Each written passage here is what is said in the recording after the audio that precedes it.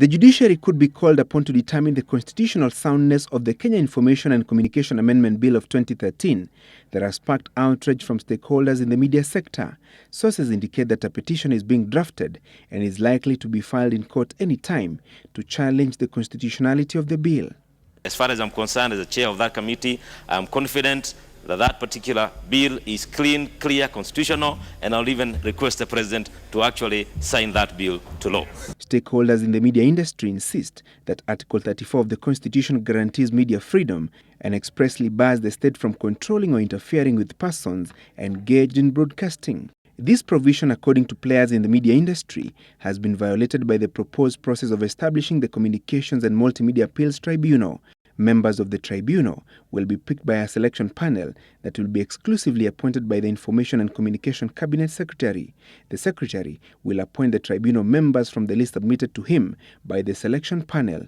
This, according to stakeholders in the media industry, violates the independence of the tribunal. Let us not panic. Freedom of the press is not under attack in Kenya. There is room for dialogue. There is room for a conversation on the legislation.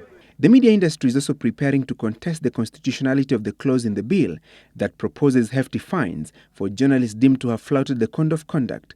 Media houses found guilty of airing or publishing news reports considered inaccurate or inappropriate by the tribunal will be slapped with fines of up to 20 million shillings.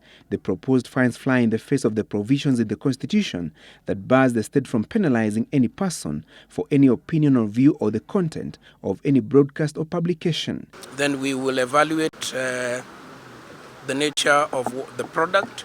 Then we will advise the president accordingly, in accordance with the Constitution. The controversial bill has been forwarded to the president to determine its fate. He can decline to sign it into law and return it to the House with a memorandum listing the specific areas that he would like the National Assembly to look at afresh. And the president has given indications that he may decline to assent to the bill. With freedoms comes responsibility, and we must ensure that we take responsibility and give it as much importance as the freedom that we desire.